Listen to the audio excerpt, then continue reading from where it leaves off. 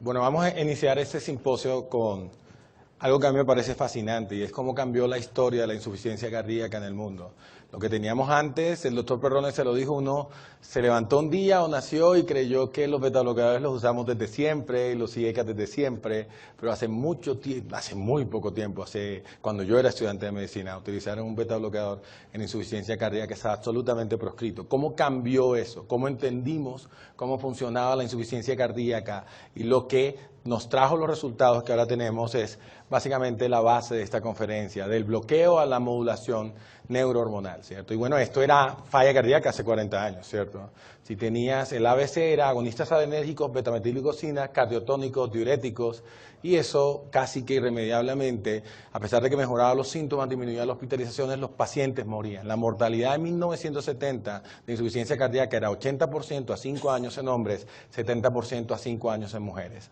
Tiene peor pronóstico que la mayoría de formas de cáncer, ¿cierto? Algunos metastásicos de pronto son peores. Pero colon y recto, Hodgkin, no Hodgkin, cáncer de mama, leucemia, tiene mejor pronóstico que insuficiencia cardíaca, a pesar de que nuestra percepción es distinta. Y si no me creen, créanle a los estudios clínicos. Yo creo que algunos recuerdan el Jessica, que es un estudio latinoamericano, argentino, y estos pacientes tenían insuficiencia cardíaca clase funcional 3 y 4. A 13 meses, el 41% de los pacientes en el grupo placebo estaban muertos, ¿cierto?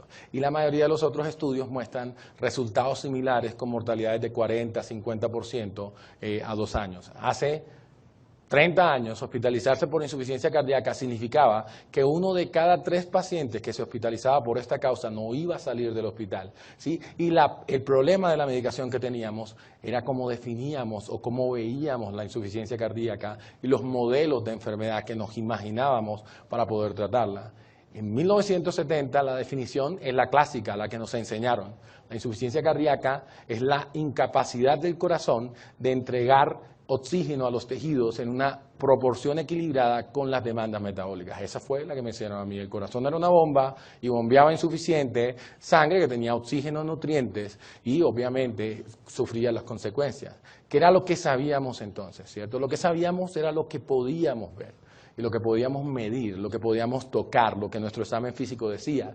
Y encontramos que había una precarga, contractilidad y poscarga que estaban alteradas las tres. Había un aumento, es la clásica enfermedad de aumento de la poscarga, la insuficiencia cardíaca, disminución de la contractilidad por daño del músculo de muchas maneras de acuerdo a la etiología y un aumento de la precarga. Eso es lo que veíamos y esos se hicieron los blancos terapéuticos obvios. Bueno, vamos a disminuir la poscarga, aumentamos la contractilidad y disminuimos la precarga y los pacientes sobrevivirían más. Pero los estudios mostraron que lo que hicimos, disminuir la precarga con diuréticos, aumentar la contractilidad con digitálicos, aumentar la contractilidad con inotrópicos o disminuir la poscarga con vasodilatadores, simplemente no funcionó.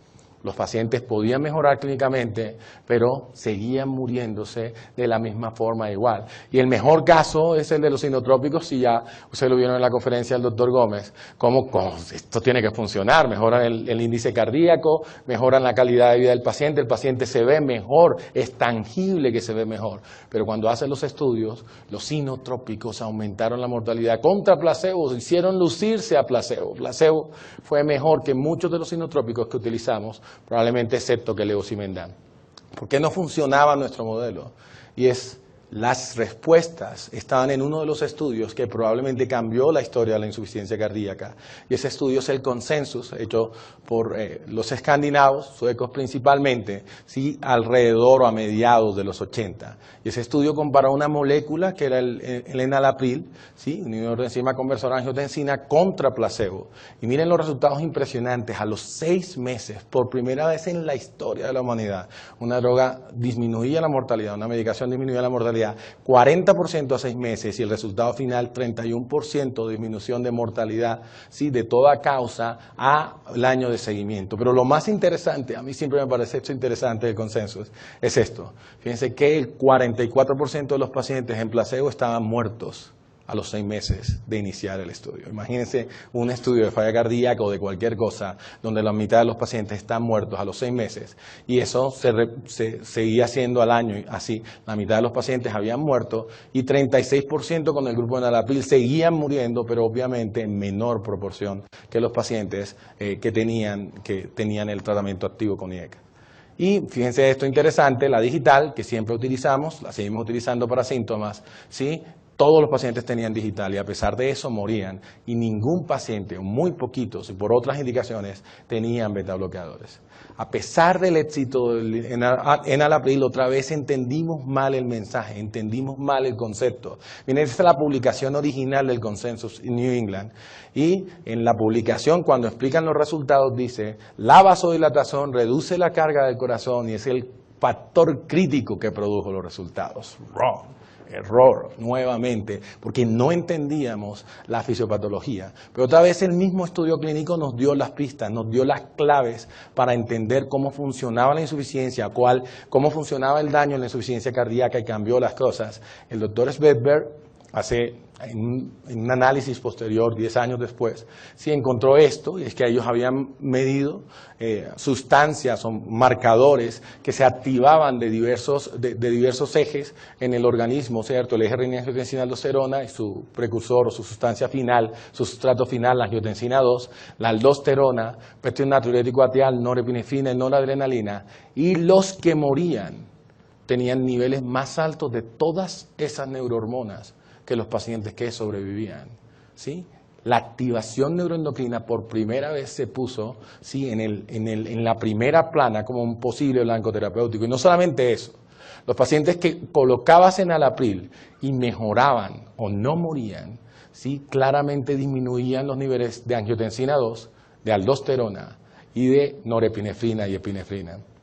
Y por primera vez tuvimos otra explicación fisiopatológica de lo que pasaba en insuficiencia cardíaca y claramente blancos terapéuticos. Lo que veíamos era más importante, lo que no veíamos era más importante que lo que nos decía nuestro examen físico, nuestros catéteres mirando contractilidad y poscarga. Y por debajo de la insuficiencia cardíaca, de lo que conocíamos, subyacía un mundo de explicaciones fisiopatológicas que pasaban desde la inflamación, ¿sí? Desde alteración de canales, calcio, alteraciones metabólicas, fibrosis endomiocárdica, pero la más importante, la activación neuroendocrina.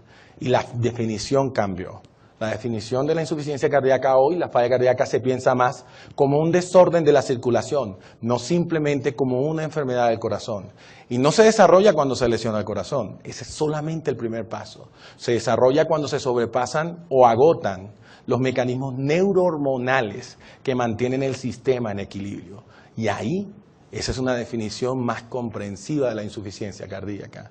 Existe una noxa, daño cardíaco, infarto, Chagas, cualquier cosa que lesione el corazón, hay deterioro de la función del ventrículo izquierdo y estos mecanismos se activan para mantenerte vivo, mecanismos de millones de años en la evolución. Se activa el sistema renina-angiotensina-aldosterona, obviamente no en seres humanos, desde vertebrados que tienen vestigios del sistema renina-angiotensina-aldosterona hasta la evolución actual, se activa el sistema adrenérgico, la endotelina, se libera aldosterona para mantener el volumen intravascular, para mantenerte vivo cuando hay una injuria miocárdica. Pero esa vasoconstricción periférica, esos cambios hemodinámicos que son adecuados inicialmente para mantenerte vivo, a la larga se tornan mecanismos maladaptativos que llevan a dilatación, remodelación del ventrículo y en mediano o corto plazo a la muerte. Y es básicamente lo que entendimos. La activación neuroendocrina empezó a ser un blanco perfecto y estas sustancias que encontramos elevadas en insuficiencia cardíaca, noradrenalina, angiotensina 2 y aldosterona, de pronto tuvimos mecanismos de cómo bloquearlos, medicaciones, algunas que ya existían, que podían bloquear esos mecanismos. Y el segundo paso era probarlas en ensayos clínicos para saber si realmente podíamos disminuir la mortalidad o la muerte de estos pacientes, que básicamente casi todos morían. Y ECAs funcionaron en el consensus, después el SOLVE, el SAFE, el Atlas, el TRACEN y múltiples estudios más betabloqueadores en el CIVIS-2, ¿sí? Funcionaron y disminuyeron la mortalidad un 34% en el Copernicus y en el Merck Heart Failure, y por primera vez dejaron de estar contraindicados, se convirtieron en el pilar fundamental del tratamiento y pudimos bloquear la aldosterona. El estudio RALS nos mostró que había disminución brutal, 30% de disminución al año de la mortalidad cardiovascular. De repente lo que hicimos empezó a funcionar, los pacientes se dejaron de morir o disminuyeron su mortalidad, no se dejaron de morir realmente, casi en todas las etapas de la insuficiencia cardíaca. Bloquear el sistema renina-angiotensina-aldosterona, bloquear el sistema adrenérgico y bloquear la aldosterona misma y el receptor de aldosterona funcionó desde que había el daño miocárdico, ¿sí?, en estadio B, hasta estadios finales de la insuficiencia cardíaca, donde se encontraba la insuficiencia más avanzada.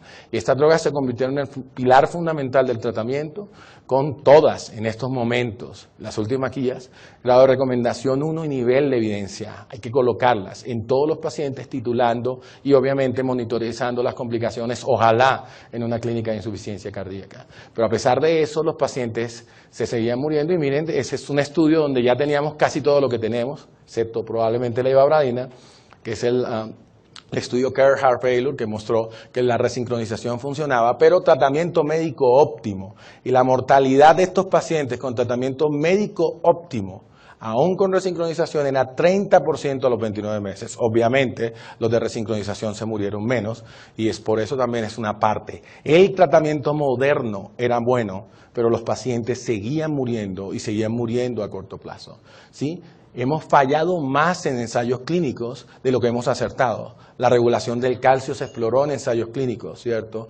Utilizamos calcio antagonistas y fallaron. Utilizamos anticoagulación, utilizamos otros betabloqueadores que también fallaron. Ese es un artículo brillante del Dr. McMurray, donde nos muestra la historia de lo que pasó. Y todos estos estudios y todos estos mecanismos de acción fallaron en insuficiencia cardíaca en los últimos 15 años. Y no teníamos, excepto ibabradina en el CHIF, algo adicional que nos pudiera ayudar, que además no se nutre de la hipótesis neurohormonal, sino simplemente de bajar la frecuencia cardíaca. La pregunta es, ¿qué no estábamos viendo? ¿Qué había debajo? Que no entendíamos. Porque a pesar de haberle acertado al botón con el mecanismo y el bloqueo neurohormonal, ¿qué no seguíamos viendo? Y encontramos que el sistema renina-angiotensina era mucho más complejo de lo que nosotros al inicio creímos. No era solamente renina, angiotensina 1, angiotensina 2, ¿sí?, sino también inhibidor de enzima conversora angiotensina, sino que dentro del sistema había otros receptores como el receptor de renina, prorenina, y entendimos que había otros papeles directos para la renina, el MAS receptor, que es uno de los más intrigantes y completos, pero además de eso encontramos que había otros mediadores que no solamente activaban el sistema neuroendocrino, sino que lo balanceaban, casi que lo contrarregulaban, como la neprilicina y la enzima conversora angiotensina 2, que tenían papeles fisiológicos que luego entendimos un poco más. Y este es un sistema fascinante, el sistema de péptidos natriuréticos, probablemente el que da el segundo paso en la disminución de la mortalidad en el control de la insuficiencia cardíaca, y esa es una familia interesante. ANP, BNP, CNP y urodilatin son los que conocemos en seres humanos, son básicamente muy parecidos, ¿cierto?, con 17 aminoácidos unidos por dos radicales cistatina y un núcleo de disulfuro, y la colita es diferente y es la que le da las propiedades biológicas de acuerdo a dónde se produce, con subtipos también de cada una de estas sustancias. Y a pesar de que ustedes saben que tener aumentados estos péptidos es un factor de riesgo, es solamente un marcador, porque su efecto biológico es adecuado. Y sabemos, hay varios receptores que estimulan, todos se unen al receptor tipo C de péptidos natriuréticos, que los degrada, realmente los degrada, y también, sobre todo el BNP y el CNP, son degradados por una metanoproteinasa que les puedo hablar, que es la neprilicina, ¿cierto? Eso básicamente, sus efectos biológicos son fascinantes. La estimulación tipo A es el que produce los efectos natriuréticos, también antiapoptosis y antihipertrofia, y el B es un poquito desconocido, el que estimula el receptor, el péptido tipo C, que tiene otros efectos muy muy interesantes que todavía no entendemos del todo. Estos son los efectos globales de la estimulación del BNP, todos fisiológicamente atractivos. Y teníamos esta pequeña metaloproteinasa que degradaba el péptido natriurético arterial tipo B y aumentaba sus niveles, una sustancia con potencial de antagonizar todos los efectos del sistema renina, angiotensina, aldosterona. Y además, no solamente evitaba la degradación de BNP o de péptido natriurético tipo B, sino de otras sustancias como la adrenomedulina, bradicininas, sustancia P. Y la pregunta era, ¿sí?, si la neprilicina quitaba estos péptidos que antagonizaban o disminuía la concentración de estos péptidos que antagonizaban el sistema renina, angiotensina, aldosterona, si la podíamos bloquear. Si bloqueábamos la neprilicina, los potenciales efectos eran disminución de la activación neurohormonal, disminución del tono vascular, antiapoptosis, disminución de fibrosis y disminución de la retención de sodio, todos efectos que parecían fisiológicamente buenos. Y al fin tuvimos una medicación, ¿cierto?, el sacubitril valsartán, que utilizaba el efecto de bloquear el eje renina, angiotensina, aldosterona, que sabíamos que funcionaban, pero además bloqueaba, ¿sí?, la neprilicina, aumentando los niveles de BNP, ¿sí?, y su efecto biológico, no solamente sus niveles. Este sistema, que estaba inicialmente en equilibrio, que por una notcha, un daño cardíaco, se desequilibraba aumentando los niveles de angiotensina y que normalmente en una persona sin daño cardíaco estaba en equilibrio, en frágil equilibrio además, ¿sí?, cuando había la notcha cualquiera de esas, aumentaba la expresión de estos mediadores, desequilibraba el sistema, producía remodelación y claramente dilatación del corazón, síntomas de la falla cardíaca, morbilidad y posteriormente la muerte. Cuando bloqueamos este sistema, funcionó y los pacientes mejoraron y además murieron menos. La pregunta que estaba ahí era si podíamos aumentar ese antagonismo con el sistema renina, angiotensina, aldosterona asociado al bloqueo, ¿habría una mejoría clínica? ¿Podríamos restablecer nuevamente el equilibrio del sistema o por lo menos en parte restablecer el equilibrio del sistema? Bueno, muy bonita la teoría, pero lo importante es el estudio clínico. Yo no les voy a hablar del estudio clínico, el estudio es Paradigm, ustedes lo conocen. Pero ¿qué pasó en el Paradigm? Eso es una respuesta que ahora Clara nos va a dar, acuérdense. Hay un sistema interno, hay fuerzas que no vemos peleando al interior de nosotros, al interior de nuestros pacientes, ¿cierto? Se antagonizan y nos mantienen vivos o no, son fuerzas que no vemos, pero que hoy entendemos mejor y tratamos. William Harvey, probablemente el fisiólogo más grande de la historia, decía, lo que sabemos es infinitamente poco ante todo lo que nos queda por saber. Muchas gracias. Clara.